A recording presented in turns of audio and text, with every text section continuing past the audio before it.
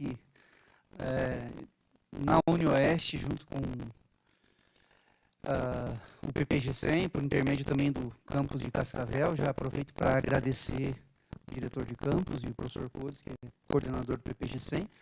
Está aqui presente conosco o professor Codes, por intermediar a possibilidade da vinda da professora Maria Vigiane Bicudo. O evento, apesar de pequeno, é muito simbólico e significativo para nós, porque ele demarca a abertura do grupo de investigação fenomenológica na educação matemática, o qual eu estou como líder. Depois que na UniOeste, junto com o PPG-100, por intermédio também do campus de Cascavel, de participar de projetos com a professora Maria Vigiane Bicudo. Tive a oportunidade de estudar com ela também, foi minha co-orientadora, orientadora de coração, e me ajudou muito nesse processo de pesquisa, principalmente no doutoramento. E o nosso grupo, depois de 13 anos que eu estou aqui na UniOeste, eu amadureci muito a ideia e sempre lidei com outros temas, principalmente modelagem matemática, na educação matemática, mas todas as pesquisas que eu desenvolvi foram sob a visão fenomenológica de pesquisa. Então, nesse sentido, eu, junto com o grupo, que agora já é um grupo grande, já tem doutores formados, muitos hoje não estão presentes, por conta de datas, dessa bagunça que a gente tem nos calendários da universidade, da bagunça que a gente tem nos calendários do Estado, e também por conta ainda dos ecos da pandemia. Certamente gostariam de estar presentes aqui, esses doutores, esses mestres que eu contribuí com a formação deles. E ao amadurecer, nós entendemos que deveríamos ter um grupo, então, de investigação fenomenológica na educação matemática para dar conta de mais aspectos da pesquisa em educação matemática que lidar apenas com o tema da modelagem, do qual eu me iniciei. A professora Maria dispensa a leitura do curricular que ela fez, mas eu vou falar algumas coisas assim, que são caras. A professora Maria, sem dúvida, está entre os nomes mais importantes da educação matemática brasileira, a pesquisa em educação matemática. Eu diria assim que, ao lado do professor Biratã D'Ambrosio, no Brasil, é uma das pesquisadoras mais conhecidas, formou gerações de pesquisadores na educação matemática. Se hoje nós temos no Brasil diferentes programas de pós-graduação que têm linhas ou programas de educação matemática, se deve muito ao trabalho que a Maria, obviamente, o seu grupo lá na Unesp de Rio Claro desenvolveu, o primeiro programa de pós-graduação em educação matemática do Brasil e da América Latina. A professora Maria Bicudo é um ícone assim, da pesquisa qualitativa e da pesquisa em educação matemática. Não é só porque foi minha orientadora, não é uma relação apenas de olha, eu gosto de você, não. É de fato e de direito. Porque as reflexões que tem feito no campo da educação matemática abriram linhas específicas, como eu disse, muitos dos seus orientados contribuíram também para a abertura desses programas que eu mencionei inicialmente. Então, a professora Maria Bicudo, além de ajudar no primeiro programa de pós-graduação em educação matemática no Brasil, está também na Fundação da Sociedade de Estudos e Pesquisa Qualitativa, junto ao professor Joel Martins. A professora Maria atuou na CAP, no CNPq, ajudando todo um campo de pesquisa que era praticamente inexistente.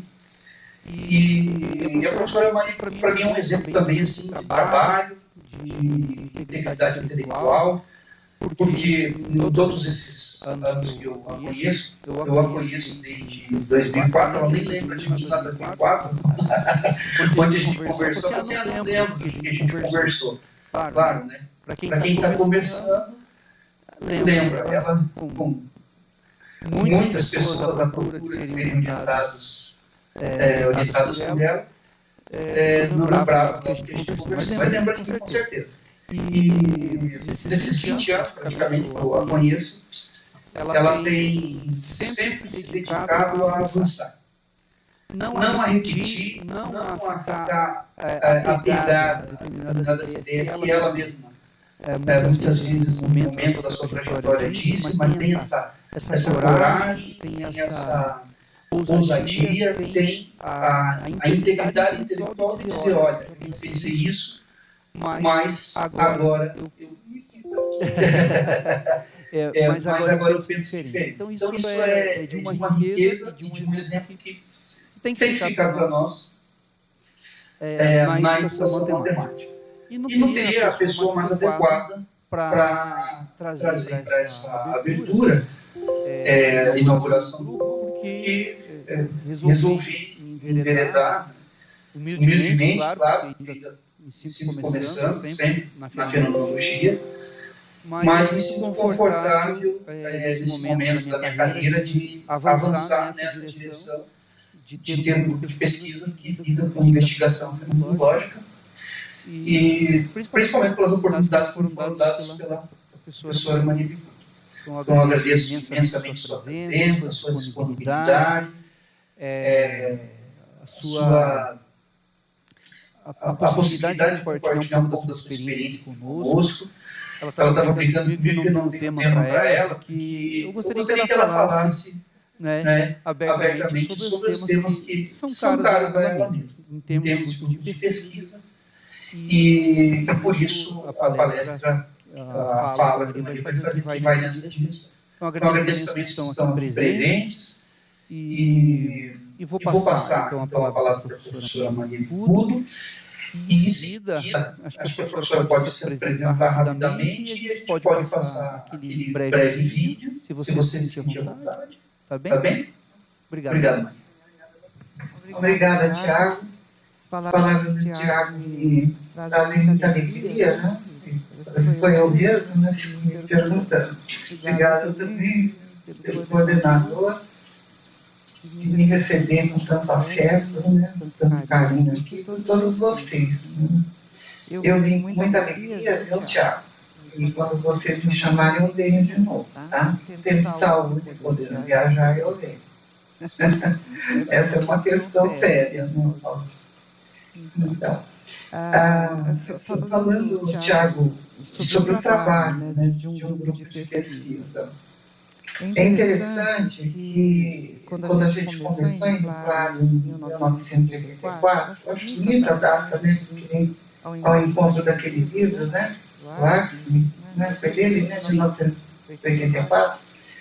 Quando a gente começou, não se tinha nada.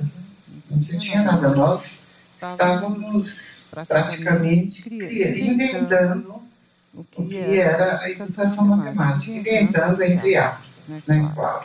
É todo um movimento que já vinha, eu acredito que desde a época da década de 60, eu não participava dele, eu estava bem na educação, né? Em filosofia da educação, e ainda talvez na graduação, talvez antes, não sei. Mas pegando aí todos os escritos na década de 60, a gente vê já todo um movimento em prol da formação de professores de matemática e todo um movimento com professores de matemática e que foi se fortalecendo principalmente quando veio o movimento da matemática moderna. Aí eu me lembro, eu estava na universidade, eu não sou da matemática, eu sou da educação, mas meu marido era da matemática e eu me lembro bem deles se reunirem lá com o professor Oswaldo São Jorge, o professor Benedito Castrucci e outras pessoas, né?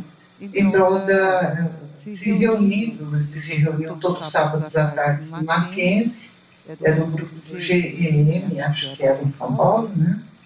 Era grupo de estudos, não era de educação matemática, era de matemática moderna, qualquer coisa assim.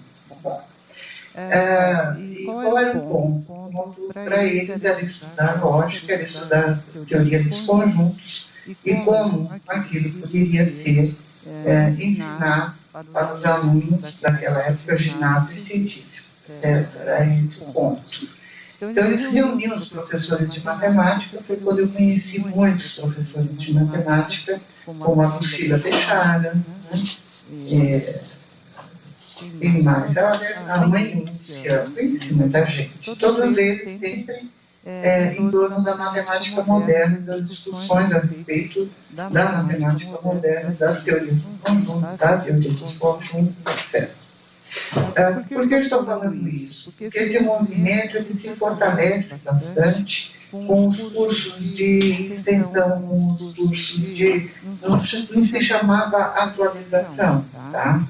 Mas Mas eram eram cursos de cursos de atualização para atualização os para os... professores de matemática, e os próprios professores de matemática se reuniam discutindo os seus problemas, discutindo. Eles já estavam se pondo a conhecer a nova matemática, a nova, entre aspas, matemática moderna, e ainda todas as questões da psicologia, adentrando pelas questões da psicologia piagetiana, e precisando muito de aulas de lógica, e nessas aulas de lógica entrava então meu marido e dando todo um suporte para isso, né? Porque depois você vê que o Irineu acabou ficando bastante com lógica matemática mesmo, lá com o professor Mário Turassi, né?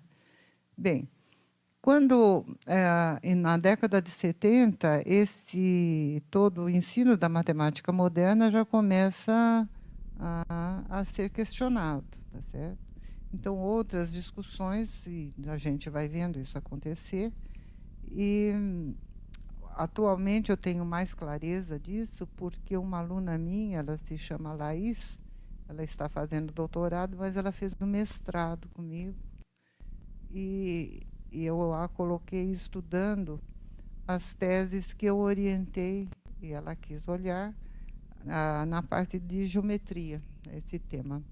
E ela, então, falou assim, olha, não dá para você fazer tudo no mestrado. Então, ela pegou duas teses que foram da década de 80, uma do Imenes e uma do Ascioli, que focavam questões da geometria.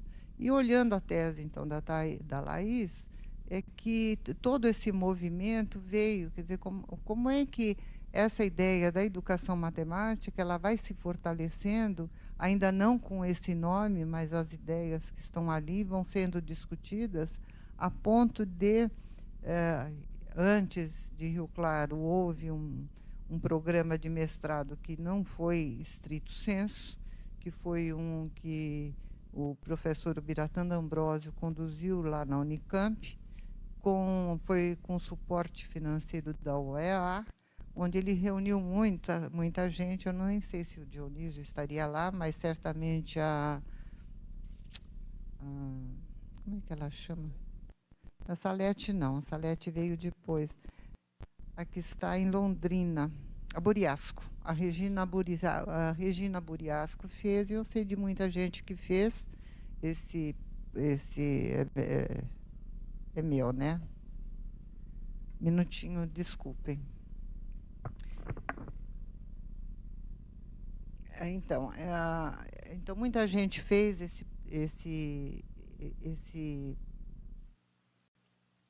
esse curso lá com o Biratã, gerou muito trabalho e muita discussão. Então, quando em Rio Claro, eu voltei para Rio Claro, que eu tinha sido transferida para Araraquara. Por que eu fui transferida? Porque em Araraquara, porque a Unesp, em 1976, os antigos institutos isolados do ensino superior do Estado de São Paulo, eles se transformam na Universidade Estadual Paulista. Então, é a criação da Unesp em 76. E quem gestou essa ideia, no nível do governo, pensou numa universidade como se tivesse tudo aqui nesse campus. E ela é multicampus, né, porque os institutos isolados estavam em todos em determinadas cidades do estado de São Paulo. Então, não estavam juntos na mesma cidade, mas em cidades diferentes.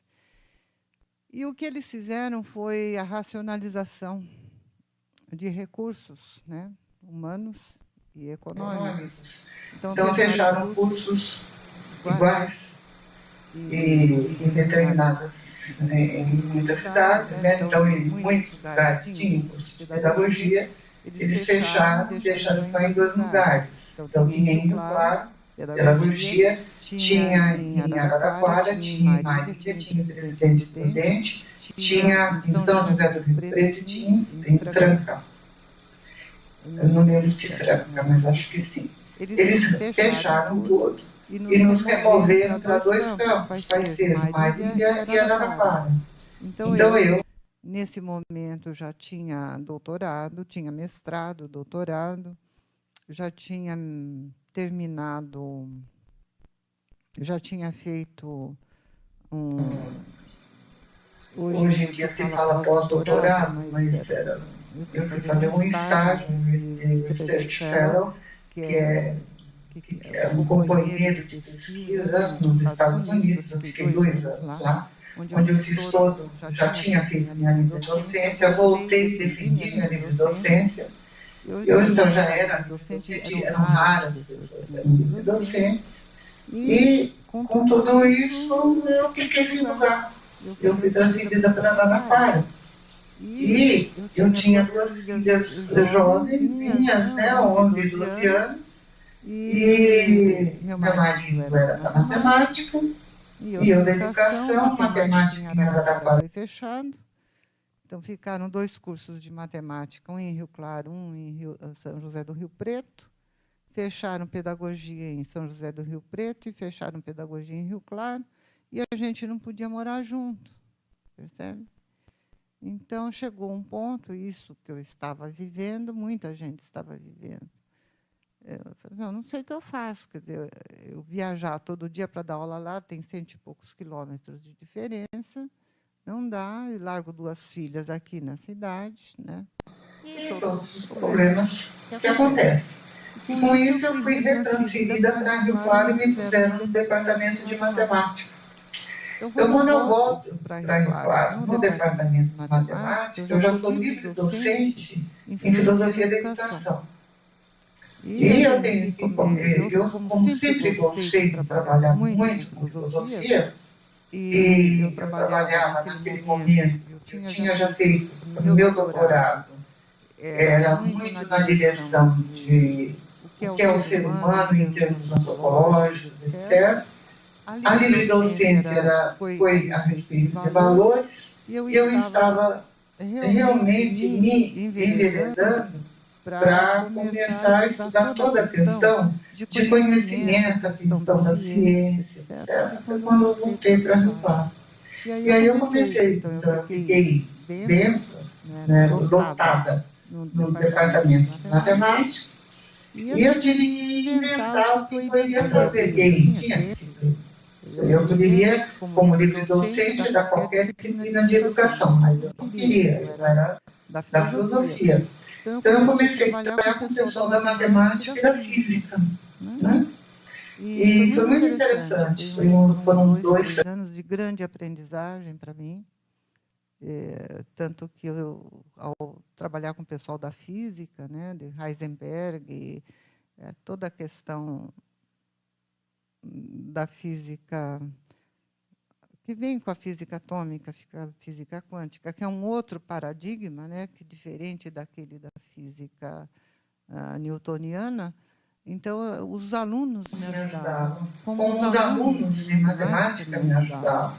Então, eu dava aula e eu orientava, por exemplo, Garnica, né, o Vicente Garnica, ele fazia graduação, ele fazia bacharelado, e eu orientei a iniciação científica dele, lá na matemática, em filosofia. E a gente estudava já Husserl, né, não era qualquer coisa, tá certo?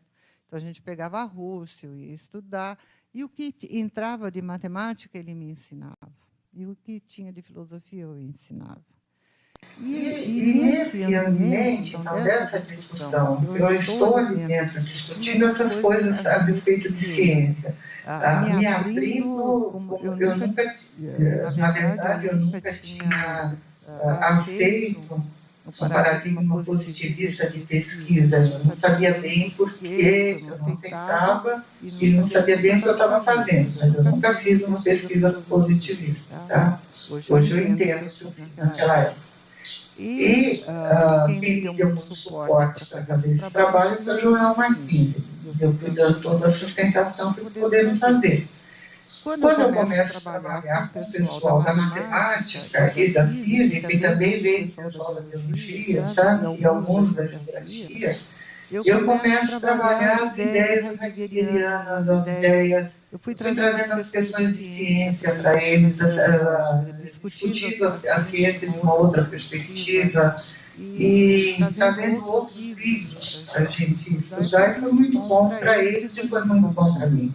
Nesse momento é que eu consigo ir reunindo as forças, digamos assim, que estão aqui pululantes no departamento de matemática, com o que eles já faziam, então, tanto o Dante como o que já tinha me passado, né, que eles educaram, desde que foi aberto, né, em 58, sempre teve um veio muito forte direcionado para a questão da formação do professor de matemática, junto com a formação de matemática, tanto que ele sempre teve um bacharelado e uma licenciatura muito forte. Né? Então, com isso, eu comecei a me por que não? Por que não pensar numa pós-graduação estrito sensu? Por que não? E aí, conversando, então, bastante com o Biratã, bastante com o Sebastiani, o próprio Irineu, o Mário dava forte, dava sustentação, o próprio Dante estava ali, não é? Então a gente foi começando a pensar numa pós-graduação em foi inicialmente no primeiro ano, foi em matemática, 2 pontos, com 2 linhas de pesquisa, uma em fundamentos da matemática e uma em ensino de matemática. Por quê? Porque na universidade só se admitia uma pós-graduação com um nome-chave, que poderia o outro campus também abrir uma pós-graduação com outra linha. Como tinha matemática em Rio Claro e em São José do Rio Preto, então precisava ter matemática, e a gente punha a linha de pesquisa, e São José do Rio Preto podia outra. Com isso, o nome-chave de chamamento era matemática. Então, esse projeto ele foi analisado no âmbito da Unesp, foi aprovado. Foi a primeira pós-graduação estrito sensu aprovada na área da educação. Não tinha nenhuma pós-graduação estrito sensu em educação na Unesp, nem era da Araraquara de Marília. Tá? E eu fui lá, sentada com o Mário, etc. A gente discutiu e conseguiu fazer aprovar na Unesp. Então, em 84, ela começa a funcionar. E toda aquela discussão, bom, o que é isto? Este ensino de matemática, que não é ensino de matemática, porque não é a matemática em primeiro lugar, né? Mas é a aprendizagem da matemática, é o que nós fazemos, de como educamos com a matemática as pessoas, e toda a discussão que o Biratã trazia e outras pessoas, que não foi, então, uma discussão pontual. Ela vinha se colocando. E quando a gente coloca a pós-graduação lá, que é uma pós-graduação estrito sensu, no primeiro ano, ela é rejeitada. Ela é rejeitada, ela é reprovada em âmbito nacional pelo comitê onde ela foi analisada, e onde ela foi analisada pelo comitê de matemática. E matemáticos não aceitaram. Está certo. Então, volta e a gente fala, bom, o que nós fazemos agora, né? A primeira turma teve que ser reunida para discutir isso, e todos não saíram, ficaram, foram conosco na luta. Só que, felizmente, no ano seguinte, mudou o estatuto da universidade e nós pudemos reformular o programa. E aí, que nome seria? Então, ficou como educação matemática. Daí 2 pontos, seus fundamentos filosóficos e científicos. Por quê? Nós podemos trabalhar com a parte filosófica, nós podemos trabalhar com a parte científica e nós podemos trabalhar com a parte de educação. Mas que educação? Educação matemática. E toda uma discussão, então, estava correndo, que é isso, a educação matemática. Essa foi uma discussão importante, foi a discussão da SBEM, até a gente criar a SBEM. Então, todo o movimento que realizamos em nível nacional para criar a SBEM foi quando? 85, 86, ela é criada em 87, certo? E foi um movimento firme dentro da Unesp. Nós seguramos, e junto com o pessoal do Rio, e mais o INES, que era orientando e conhecia todo mundo, e a gente ia. Por que eu estou dizendo isso? Eu comecei com a tese da Laís. Por quê? Ela vai na tese do INES e vai trazendo tudo a respeito de formação de professores. Né? E vai mostrando, então, esse movimento em que a educação matemática vai se colocando. Né? E é interessante, porque essa tese do INES é uma tese assim, mestrado, né? Porque como ontem a gente estava dizendo, toda ela 4 anos. E o INES já era uma figura, tinha uma estatura altíssima, né? E ele então conhecia muito bem tudo, e foi um trabalho magnífico, e em que a gente já vê ali, né, as linhas de pesquisas que vieram se consolidar depois da década de 90 e 2000. Então, formação de professores e outros que vão aparecer. Né? Onde eu entro agora com a questão da pesquisa? Quando eu entro, então, trabalhando em 84, com a primeira turma de educação matemática, e eu já vinha das aulas da graduação dos alunos de matemática e da física. O que eu fazia constantemente? Eu me sentava assim para estudar com eles. E eu tinha que me sentar para estudar com eles por vários motivos. Primeiro, porque eu tenho que fazer coisas, né? Tenho que estudar junto, tenho que entender. Muitos livros estavam em inglês, a gente traduzia, Vicente traduziu. A iniciação científica dele foram os 3 primeiros capítulos do Lógica Formal e Transcendental do Russo, em inglês. Então ele tinha, nós tínhamos que traduzir, eu olhava a tradução que tinha feito, eu discutia, aí ele entendia a filosofia, explicava, aí ele entendia a matemática, ele explicava, isso antes de 84. Com os alunos da pós-graduação, isso foi melhor, entendeu? Porque essas discussões continuaram. Então, a gente sentava para estudar. Então, se inicia esse grupo aqui, que eu tenho até hoje, se inicia com um grupo de estudos. Um grupo de estudos que aconteceu desse modo. Então, a gente estudava, por exemplo, quem estava nesse grupo. Então, vou pegar meus orientantes de doutorado, de mestrado. Era Marcelo Borba, tá? O Menezes, o Acioli, depois na segunda turma entraram o Pisana, Dani e mais uma pessoa que eu não me lembro agora, que entrou na segunda turma. Mas o que eu fazia? Eu me sentava junto para estudar o que eles precisavam e eles iam explicando a matemática para mim. E foi assim que a gente foi consolidando um estudo, uma linha, porque se vocês pegarem o mestrado de Borba, é etnomatemática. E etnomatemática no momento em que as pessoas não faziam desse modo. Então, ele vai para Campinas, ele vai trabalhar numa favela, que era a Vila Nogueira, ele foi ensinar determinado, não lembro quais eram os jogos da comunidade, e ele tinha todo o relato. E aí, como fazer o estudo desses relatos agora, entendeu? Então, tinha a parte da matemática, não sabia. Então, quem era o orientador? Sebastião, Eduardo Sebastião. Eu entrava, nós dois, ele com a matemática, eu discutia com ele, que estava nós três.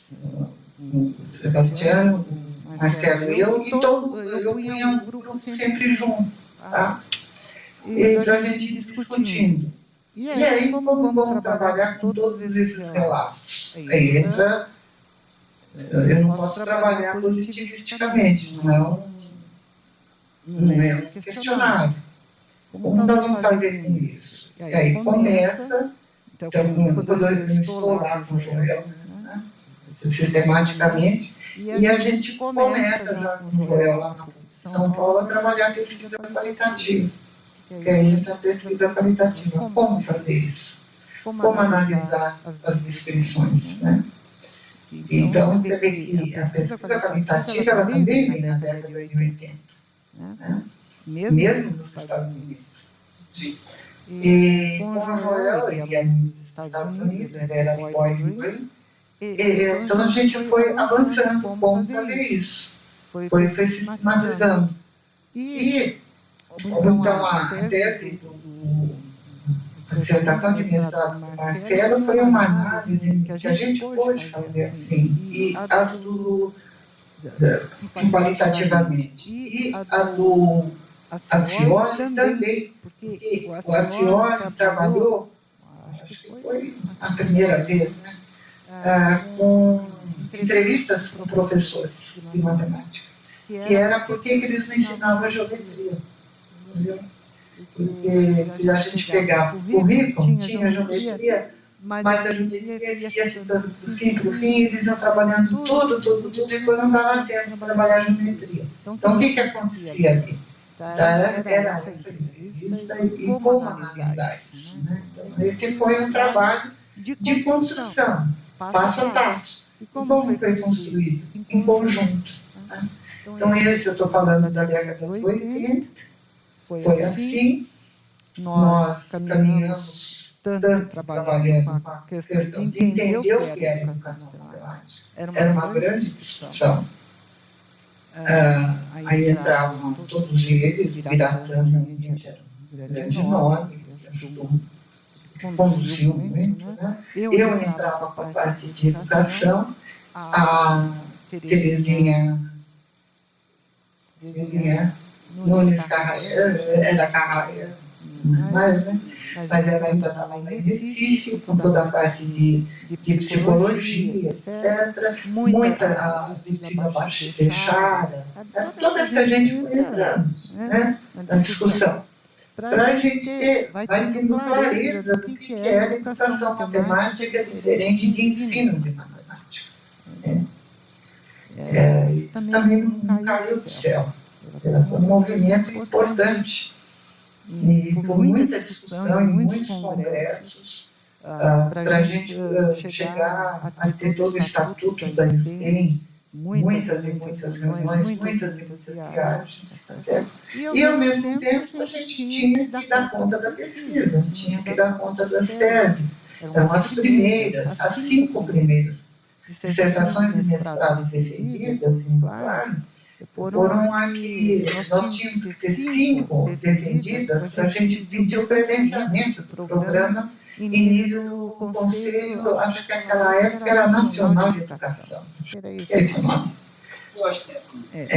Então foram mandadas 5 primeiras dissertações de mestrado defendidas com todo o aparato para que aquilo que o programa fosse credenciado em nível nacional, não só no nível da universidade. E a gente conseguiu, ontem eu estava falando que foi o último programa, então desse conceito que foi estruturado, etc., que foi credenciado. Essas 5 primeiras teses, elas foram enviadas, o nosso centro, então, Biratã ajudava muito, ele trazia muita gente de fora para fazer palestras no programa, gente dos Estados Unidos, gente de outros países da Europa, etc. E dentre essas pessoas veio o Ponte, o João Pedro Mendes da Ponte. Eu conheci o Luiz da Ponte em 88, não lia, no INCRI, não lia. E aí eu convidei ele para entrar no INCRI, ele me ajudou muito, porque eu não tinha ainda, claro, a parte que verificar em computação depois, entendeu? Que o Marcelo fez a tese, defendeu, Marcelo foi do Rio ele foi fazer o doutorado nos Estados Unidos. Quando ele volta, que ele é contratado lá, e aí ele inicia essa linha de pesquisa, né, com a tecnologia. Mas a gente não tinha, precisava. A Miriam Penteado, ela já estava, ela era do programa, ela não era doutora ainda, ela era professora ali. Acho que ela estava terminando, teria terminado o mestrado. Ela queria começar a trabalhar nessa direção. Naquela época era com máquinas como é que chama? Calculadoras, certo? Depois entraram os computadores. Inclusive, ela foi muito atrás disso, ela estava muito querendo saber. E aí veio o João Pedro, que ajudou, que trouxe, ficou uma vez com ele, outra vez ficou mais com ele, sabe? Então são pessoas que foram agregando, trazendo. Quando o João Pedro veio, primeira vez, ele viu a tese defendida, ele levou as 5 teses para Portugal. E ele iniciou em Portugal então o programa de ensino de ciências. Entendeu? Essa é uma história que não é contada. E depois a gente também foi para Portugal, já tinha. Mas foi muito importante. Outra pessoa importante que veio com várias vezes, e que até hoje meu amigo é o Charlotte. Ele já foi o primeiro programa em 68, né? Ele fez didática da matemática, que é o nome que se dá na educação, tipo de educação matemática na Europa. Muito importante, com filosofia, até o tempo quando o Michael veio, a gente foi jantar com ele, e ele falou uma coisa, e eu falei, eu não aceito a psicologia como fundamentação do conhecimento matemático. Ele pensou assim, por quê, né? Aí eu falei, e realmente, ele também vai pela filosofia, né? Eu ia pela filosofia. E aí a gente foi fazendo liga, sabe? Então, com essas pessoas que fazem filosofia, que fazem psicologia, e Birigel era muito forte nisso, não sei hoje, estava muito forte. E então, o que acontece? Acontece que eu estou dentro do Rio Claro, não sou matemática, estou no programa com eles, me responsabilizei, porque fiz todo o projeto daquele programa, fui atrás, claro que eu não fiz sozinha, eu tinha toda uma força, mas eu escrevi. E era isso que eu estava falando. Você escreve, uma pessoa que escreve tem que pensar. Por mais que você tenha informações, se você não articular e não colocar, não sai. E aí eu ia escrevendo, ia discutindo com os outros, escrevendo, o projeto foi colocado. Então tinha que dar conta disso. Não tinha quatro pessoas indo lá. Quem era? Eu estava ali, o Igor, que é de matemática, dava aula de teoria dos conjuntos. O Mário dava aula para de ideias essenciais da matemática. O Biratã não era de Larinha, né? Tendência de educação matemática. O Dante já tinha esse doutorado, dava aula de psicologia, acho que era psicologia da aprendizagem, acho. Ou era ensino, alguma coisa de ensino, né? Aí a Nicote estava na educação, que era minha amiga, etc. Ela vinha lá do outro departamento, ela dava toda a parte de didática, que era o Piaget, né? É isso, psicologia cognitiva. E o Sebastiane vinha em Campinas para dar aula de matemática, e ele também dá história, Biratã também dá história da matemática, bastante ele dá modelagem matemática, certo? Tá? Vocês percebem como que é? E nós que tínhamos que dar conta daquele curso. E nós que tínhamos que orientar. Mas nós tínhamos que conversar entre nós como é que a gente ia fazer. Nós tínhamos 100 candidatos, quem que a gente ia escolher? Todos muito bons em geral. Quem? De onde? Por quê? E não outros. Tanto que a primeira turma foi interessante. Daí conversei muito com o Mário, com o Dante, a gente estava na comissão de seleção. O que nós fizemos? Nós pegamos 2 de cada tipo. Interessante, né? Nós pegamos 3 jovens recém-formados. Quais foram? Marcelo Borba, recém-formado, a Cláudia Viana, ela viu, Segada Viana, e uma moça que não terminou, que foi orientando Biratã, que veio da Unicamp. Daí nós pegamos 2 com muita experiência, que é o Inês e uma outra, acho que era a guria do Passamento. Hã? Como chama? A guria, que era de Londrina, nós pegamos o Nício, que já estava lá, que era aqui de Paraná, que era de Leste, nós pegamos o Lacioli, que era do Norte. Então, assim, nós pegamos de estados diferentes, idades diferentes, experiências diferentes. 10. Essa é a primeira turma. E nós nos inventamos, como é que a gente ia fazendo? E eu, com eles, nesse estudo contínuo. Então, estudo do quê? Da própria metodologia. Como é que nós vamos trabalhar isso? Por quê? A questão, o que é matemática? Como é que fica isso? Eu não sei, tem que ter um orientador. Eu orientei meninas, mas o orientador foi Irineu. Por quê? Eu não me esperava em matemática. Eu não queria sair na terra. Eu orientei aquele que foi da segunda turma, o orientador foi o Sebastião.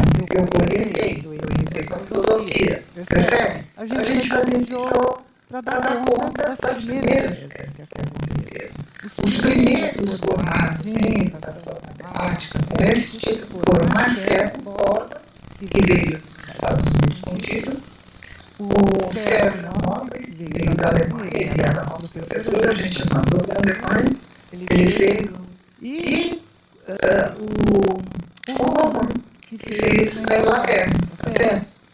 Eles não tinham, porque nós não tínhamos, nós estávamos ali formando, gente. E esse meu grupo de estudo estava nesse caminho assim, ele veio e eu estava muito bem, obrigada, tendo um grupo de estudo. A gente cansava dele. Em 90, nós passamos, então, em 93, eu assumi uma pró-reitoria de graduação no Oeste.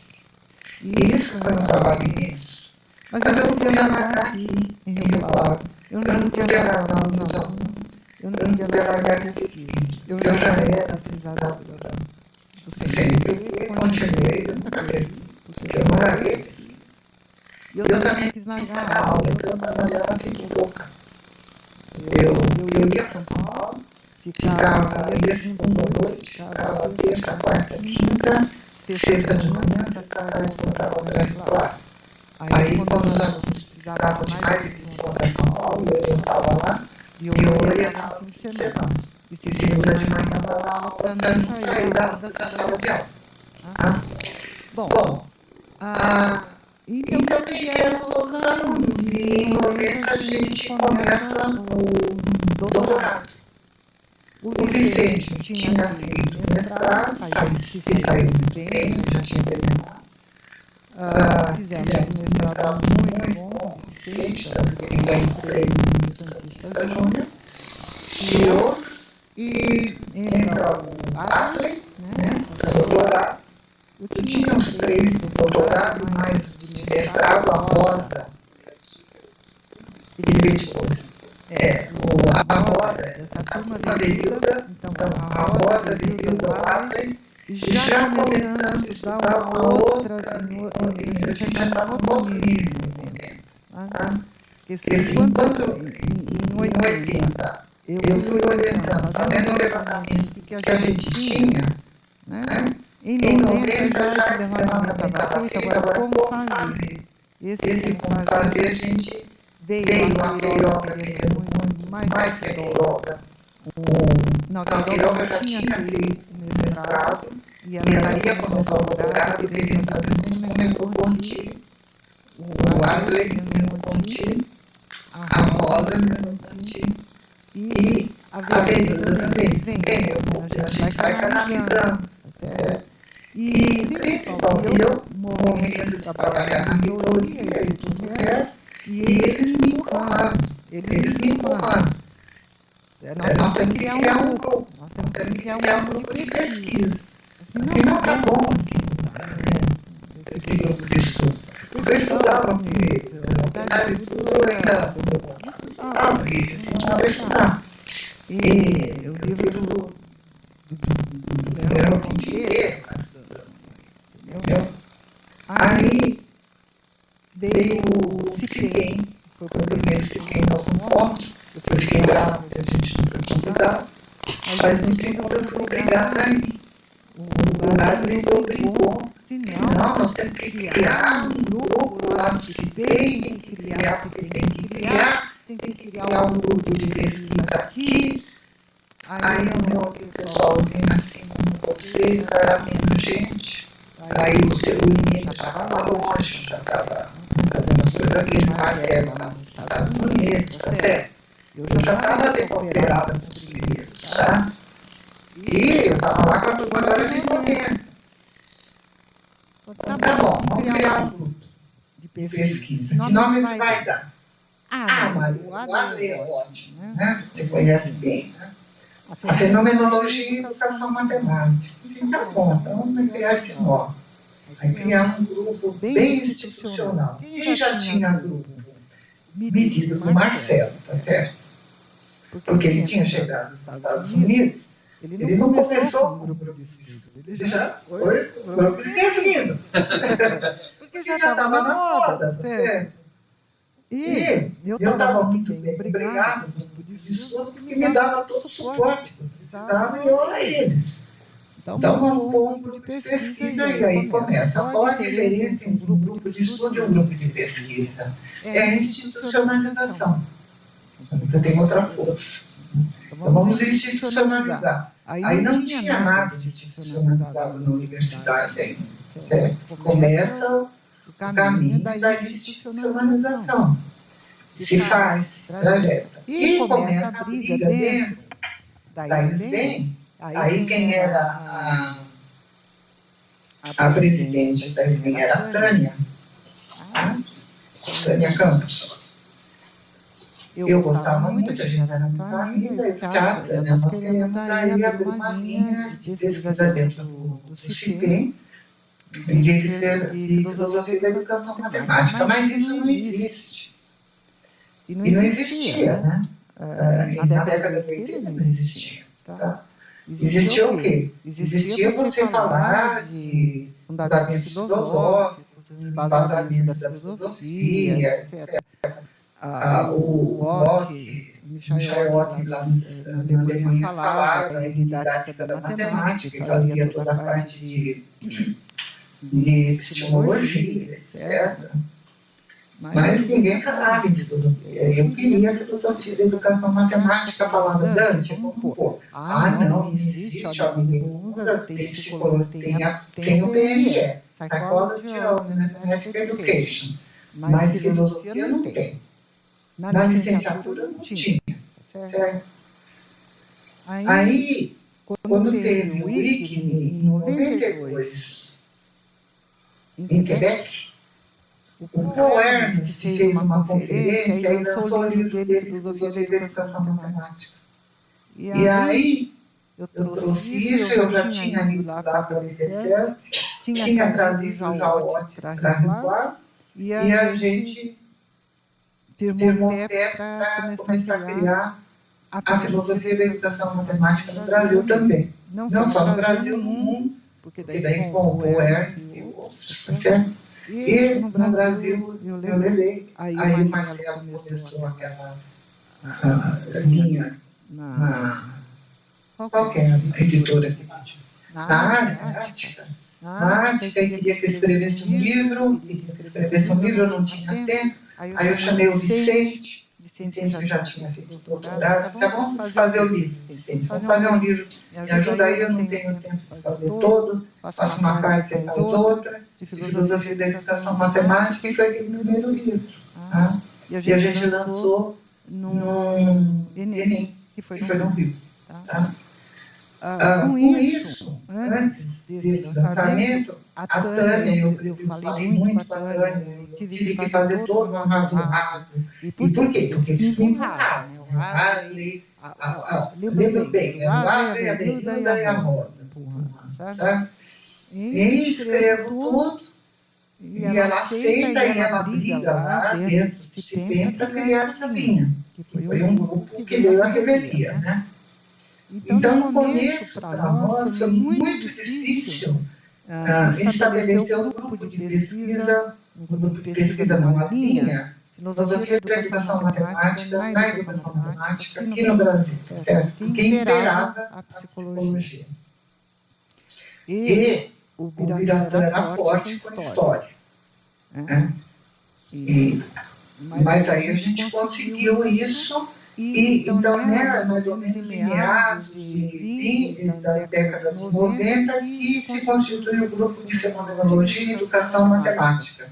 E ele se sustenta, desde então, com os alunos comigo. E esses alunos vão se formando e vão. O Adler já dava aula na Universidade Federal de Juiz de Fora, a Queiroga também. A Rosa, aos poucos, foi conseguindo, foi fazendo um concurso, né? Foi Guará, a Verilda, etc. E eles nunca me deixaram, ficaram comigo. E por que a gente ficou junto? Porque a gente estudava junto. Entendeu? Cada vez, desde 87, eu tenho um projeto aprovado do CNPq e eu sou pesquisadora do CNPq. Então, desse primeiro projeto, eu vou sempre conduzindo todo o trabalho do grupo junto com esse projeto. E é de duas mãos, né? São duas mãos. Uma é assim, quando eu vou fazer um novo projeto, não foi assim para o primeiro, mas sempre foi. Quando eu vou fazer um novo projeto, muitas vezes tá ouvindo? Então, o que eu faço quando eu vou fazer? Eu vou pensando, muitas vezes eu me reúno, eu tinha sempre esse grupo que eu falo que é o núcleo duro, né? Núcleo duro, o Adler, a Rosa, a Verilda, e comigo. Aí chegaram outros na década de 2000, tá certo? Que foram ficando. Então, me sentava com eles, assim, bom, o que a gente vai pensar para o próximo? Nós estamos estudando isso. O que a gente gostaria daqui, por onde podemos ir? E aí, era assim, um bate-bola, né? Cada um a gente ia dando ideia, até chegar num tema. Então, com aquele tema, a gente se sustentava um projeto, que é o projeto Guarda-Chuva, mas todos entravam nesse projeto, cada um com seu interesse, entendeu? Isso é assim até hoje. É muito interessante, porque eu vou pensando, hoje está mais difícil de me encontrar com eles presencialmente, fazer as reuniões, né? Tanto que eu estou com muita vontade de fazer uma reunião presencial. Nosso grupo tem 40 e tantas pessoas, de diferentes partes do Brasil. Nós temos que ficar no mínimo 3 dias inteiros discutindo, e assim mesmo, né? Sem parar. Agora, como é que a gente vai, por exemplo, vamos pegar o Tiago, como é que ele vai daqui para Rio Claro, tem a viagem, tem um hotel, tem que comer lá, são 3 dias, quanto ele vai gastar, entendeu? E assim para todos, então isso está muito difícil da gente se reunir. Como a gente pode fazer muita coisa online, né? A gente faz. Os dois últimos encontros nossos foram assim. Mas eu estou querendo muito fazer presencial. É outra coisa. Tá? E por isso que eu estou fazendo um projeto agora do Universal, ver se eu consigo para levá-los para Rio Claro. Né? Mas aí, agora, por exemplo, para o próximo projeto, a imagem que me vem à cabeça é a seguinte: eu lanço o anzol, tá? E eu saio com uma rede de peixe, entendeu? Porque eu lanço uma ideia, né? E aí eu falo assim: o que vocês acham dessa ideia? O que vocês acham que está numa pesquisa, que vocês gostariam de fazer? Aí todos vão respondendo, né? E aí o que eu falo, eu venho com a rede. Aí o que eu tenho que fazer? Eles têm que fazer os projetinhos, então eu vou articulando, eles vão fazendo projeto. Eu tenho uma capacidade boa, eu sei que eu tenho, que é de articular, né? Que é de reunir, que é de quase que dar um salto mais teorizante, né? Do que eles vão fazendo. Mas aí nós vamos fazendo todos juntos. Por que eu estou com 40 e tantos? Porque todos os pesquisadores, todos os alunos, os meus alunos se tornam também membros do grupo, entendeu? E aí vão ficando, né? E assim o grupo se mantém. Agora, até quando ele vai se manter? Até quando eu viver? Até quando eu ficar? Ou esse grupo vai continuar firme, alguém vai conduzir? Ou vai se separar, como você está fazendo aqui, outros tem lá, então nós vamos ter vários. Eu não sei qual vai ser o futuro, tá? Mas ainda eu sei que eu vou ter mais um projeto junto, que deve começar em 2025, né? Então, assim, como que eu faço com os grupos? Foi essa história, e é essa história que ela vem acontecendo, que ela se mantém, e ela se mantém com a força de todos, né? E eu não aguento ficar sozinha. Então, e outra, tudo que eu peço, as pessoas fazem, né? E tudo que elas pedem, eu vou fazendo na medida que eu posso. Mas, sim, eu sei, é interessante, a gente vai conhecendo a força de cada um, a especificidade de cada um, né? A gente tem que reconhecer. O Tiago não é igual ao Adley, que não é igual a Queiroga, que não é igual a Berilda. Ele tem todas as singularidades dele, toda a força de trabalho, a outra tem... Então você vai pedindo, né? Para um você pede uma coisa, para outro, para outro, aí você reúne tudo, e essa é a força que vem para o grupo, né? Não tem outra, né? Sim. Você quer falar? Tá certo? Então, mas assim, como que constituiu? Constituiu assim. Então, como ele foi criado? Não fui eu que criei, que inventei. Foram meus alunos que me empurraram. E empurraram, claro, que não veio do nada, já tinham outros modelos, mas a gente foi dando a conotação nossa.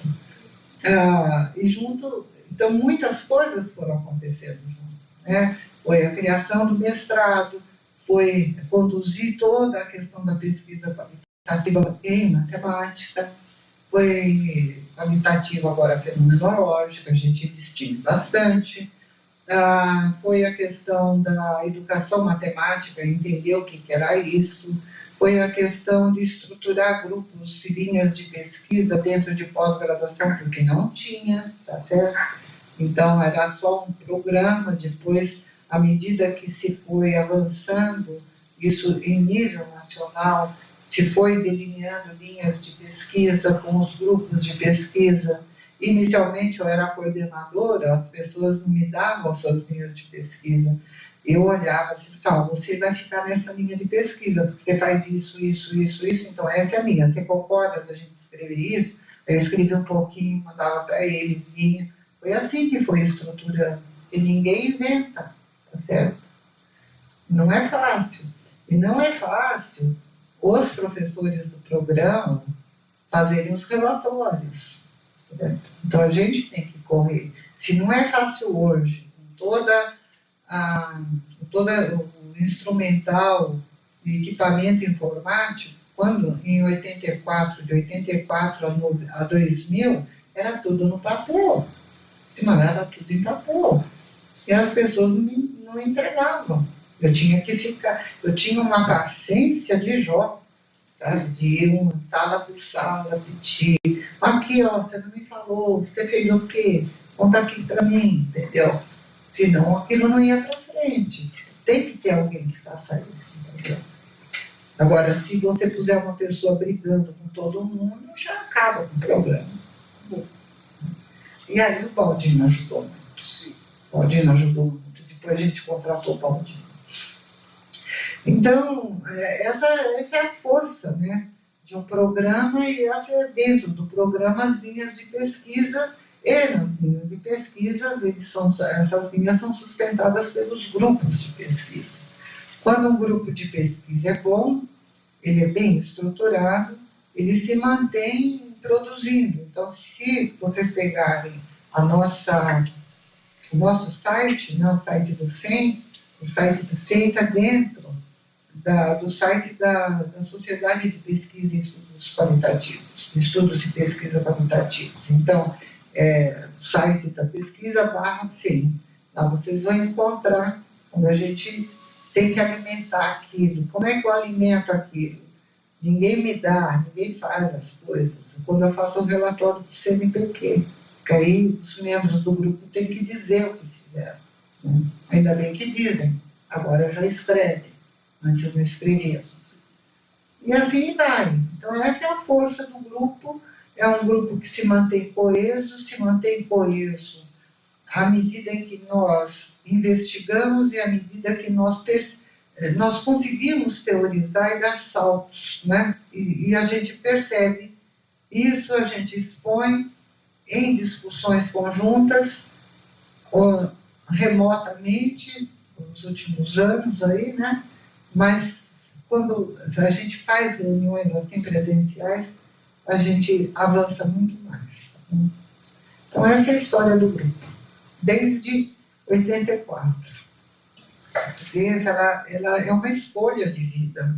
É uma escolha de vida em termos do quê? De estudo, de pesquisa, de avançar com os temas.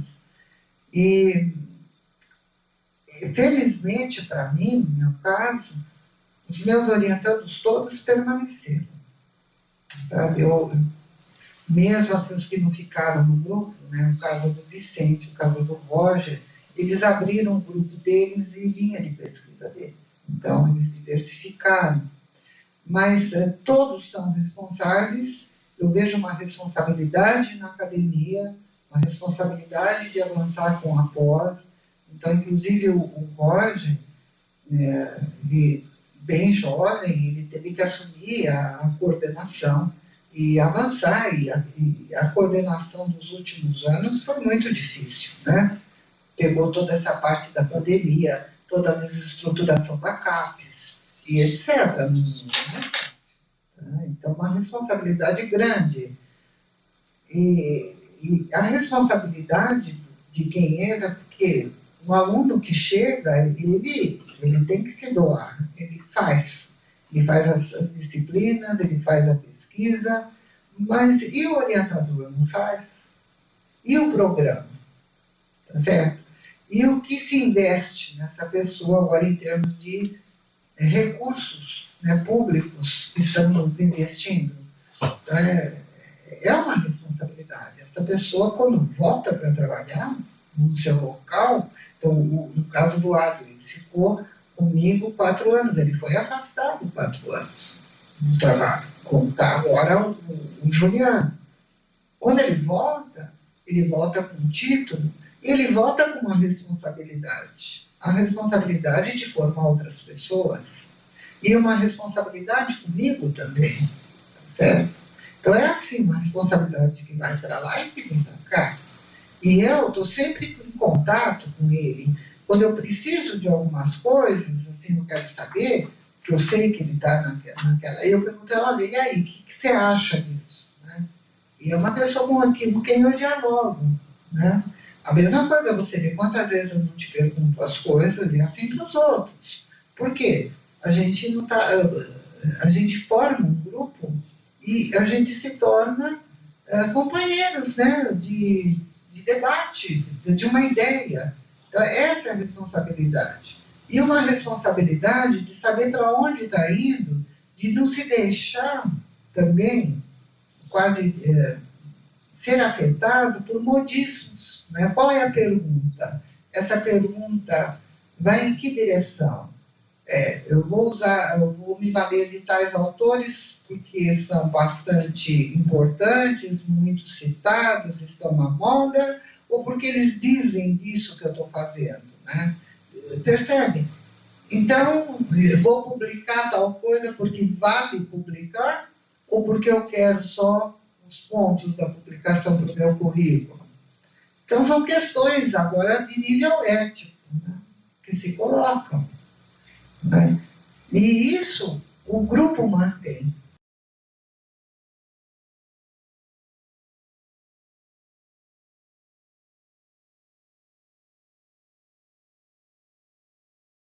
Para fazer aqui, conversa agora, a gente pode fazer as conferências online, a gente conversa, os meetings,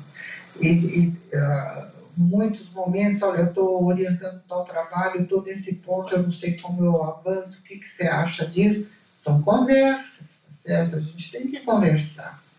Né? Ninguém nasceu sabendo e nós estamos, né, avançando. Então, essa questão da responsabilidade de quem entra para um programa para fazer um doutorado não é só levar o título. Em absoluto. E isso é muito importante. Aliás, eu acho que essa é uma questão que deveria ser colocada de quem vai entrar para a graduação. O que você vai querer? Né? Você vai fazer licenciatura em matemática por quê? O que você quer? Quer ser professor? Você sabe que quer ser professor? Sabe? Como é que fica isso, né? Tá certo? Isso é muito interessante. Hoje de manhã minha filha falou assim para mim, pai, eu não quero ser professor. Porque ela disse assim para mim, você trabalha sábado, você trabalha feriado, você... mas comentário à parte, é isso mesmo, essas questões éticas elas se impõem a nós e a gente não pode passar por elas como se elas não existissem. Há uma responsabilidade aqui. Maria, eu quero agradecer a tua disponibilidade, essa história, esse registro aí que a gente só ouvindo você que vai ficar sabendo mesmo, né? O Piratã já se foi, agora sou eu. E eu vou fazer uma luta. Não, você gosta de boa saúde, está bem, vai ficar conosco ainda por bastante tempo, tenho certeza. Né? É praga? Então tá bom. E eu quero agradecer imensamente em nome do grupo, mais uma vez, dizer que foi assim, uma honra poder ouvir você e dizer assim que a Unioeste está aberta, assim, não só por intermédio meu, mas também por conta do programa, por conta... Eu gosto muito, sabe? Eu gosto muito, falei para ele, de vir para cá. E eu estou gostando mais de vir conversar com o pessoal do Paraná, daqui de Curitiba, e eu estou me achando mais entre vocês do que em outros programas, né? Porque é um estilo diferente. Eu estava dizendo ontem a ele que vai depender muito daqui para frente, vocês ainda são novos.